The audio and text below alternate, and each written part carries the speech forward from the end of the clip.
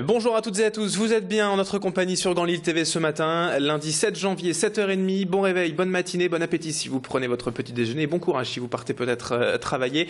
Restez avec nous durant les 10 prochaines minutes, on va faire un tour complet de l'actualité dans la métropole lilloise en ce lundi et on parlera également météo et trafic en fin de journal.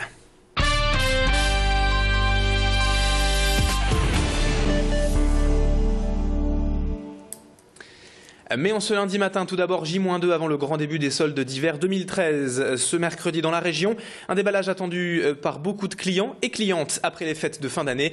Mais si les soldes ont déjà débuté depuis une semaine chez nos voisins belges, il faut attendre encore un petit peu chez nous. Et pour patienter justement avant ces 2 jours, certaines sont parties en repérage ce week-end pour déjà trouver à l'avance les produits les plus intéressants et qu'elles seraient susceptibles d'acheter durant les soldes. Ces 3 copines étudiantes lilloises font cela tous les ans. Cela leur permet de comparer les magasins sur Internet également, de prévoir donc le budget et de rêver un peu en avance également.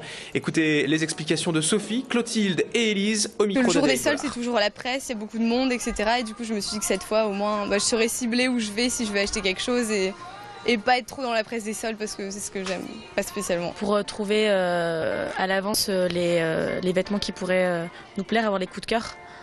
Et puis y aller directement et pouvoir prendre l'article en fait. Je fais un petit tour dans les magasins pour repérer ce que j'aime bien à l'avance et pour comparer entre les boutiques, où est-ce que je vais aller le jour des soldes et faire mes petits repérages. Dans l'actualité également de ce week-end, les sans-papiers lillois poursuivent leur grève de la faim. Depuis le 2 novembre, désormais une quarantaine de personnes ont cessé de manger pour demander de nouvelles études de leur dossier de régularisation en préfecture. Et ils occupent maintenant depuis plus de 2 semaines le parvis de l'église Saint-Maurice à Lille, dans des tentes de fortune et sur des matelas, même le sol. Ils dorment là depuis plus de 15 jours, mais vendredi soir, les équipes de la Croix-Rouge sont venues à leur rencontre pour leur apporter des couvertures de survie et surtout pour les écouter et connaître leur état mental et physique et aussi leur expliquer qu'ils peuvent avoir accès à des soins gratuits. Une aide bienvenue pour les sans-papiers, toujours déterminés à poursuivre leur action. Samedi midi, notez, un nouveau rassemblement a d'ailleurs réuni plus de 300 personnes dans le centre de Lille en soutien à l'action des sans-papiers et en présence notamment de l'évêque d'Évreux, Monseigneur Gaillot. Des images signées à l'église Saint-Maurice à Lille vendredi soir par Adélaïde Bollard. En bref, à présent dans cette édition, la patinoire Serge Charles de Wascal a dû être évacuée samedi soir vers 23h après une alerte au monoxyde de carbone. Près de 150 personnes sur place ce soir-là ont dû quitter les lieux, dont 3, 2 employés et un client ont été légèrement intoxiqués et transportés à l'hôpital. En cause, selon les responsables de la patinoire, une des machines d'entretien qui a eu une défaillance au niveau du bloc moteur et cela a donc entraîné quelques fuites de gaz, dont du monoxyde de carbone. La patinoire a tout de même pu rouvrir ses portes tout à fait normalement hier. Et puis toujours en bref, dans l'actualité régionale, un grave accident de la route s'est produit samedi soir près d'Orchy entre 2 véhicules. 5 personnes ont été blessées, dont 2 enfants grièvement et pour qui le pronostic vital était engagé hier. Les blessés ont été transportés en urgence dans les hôpitaux de Lille et Douai et la route a été bloquée dans les 2 sens de circulation pendant plus d'1 heure samedi soir, le temps d'extraire l'une des 2 voitures du fossé. Dans le reste de ce journal à présent, hier, dimanche 6 janvier, on fêtait l'Épiphanie et vous en avez sûrement profité pour déguster la traditionnelle galette des rois. Mais savez-vous encore ce que signifie réellement cette fête du calendrier chrétien? Il s'agit bien évidemment de la visite des 3 rois mages auprès de l'enfant Jésus, né 2 semaines plus tôt. Ils lui apportèrent alors des cadeaux et présentèrent leurs hommages à celui que l'on appellerait après le Messie. Aujourd'hui, on en profite pour tirer les rois et déguster la fameuse galette. Les églises et communautés chrétiennes de la région n'ont donc pas manqué bien évidemment ce dimanche de célébrer l'Épiphanie. Retour en détail sur le sens biblique et traditionnel de cette fête avec le prêtre Xavier Béhagel de l'église Saint-Maurice à Lille au micro d'Adélaïde Bollard. Il y a des mages qui sont venus d'Orient apporter des cadeaux au Seigneur et cette fête de l'Épiphanie, c'est venir se rappeler que le Christ s'est laissé visiter par des personnes qui avaient une certaine culture et qui étaient en recherche d'un Dieu. Ils avaient amené de l'or, de l'encens et de la myrrhe, 3 choses précieuses.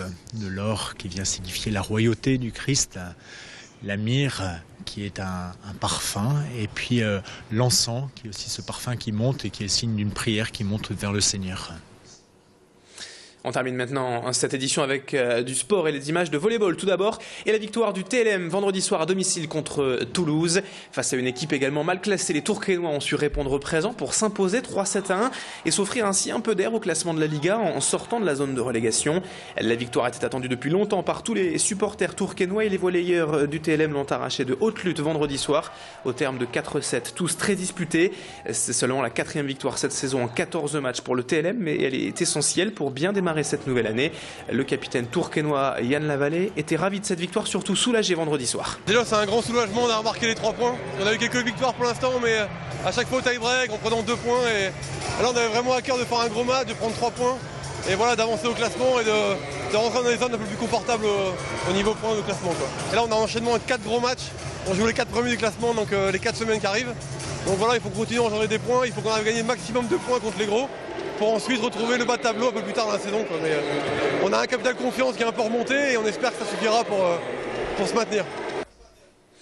Autre résultat sportif du week-end en football, on jouait les 32e de finale de la Coupe de France. Qualification du LOSC face à Nîmes samedi soir 3-2. Côté nordiste, notez également la belle qualification du RC Lens face à Rennes. Mais en revanche, l'élimination héroïque tout de même hier soir d'Arras face au PSG. À Calais, les Arageois n'ont pas démérité mais ont dû s'incliner 4-3 en faisant même douter les Parisiens en fin de match. Le tirage au sort des 16e de finale a déjà effectué hier soir. Lille se déplacera en Bretagne à Plabennec face à une équipe de 4e division. Lens ira affronter le Stade Bordelais, autre équipe de 4e division. Quant à Valenciennes, les joueurs du Hainaut jouent ce soir leur match en déplacement à Istres.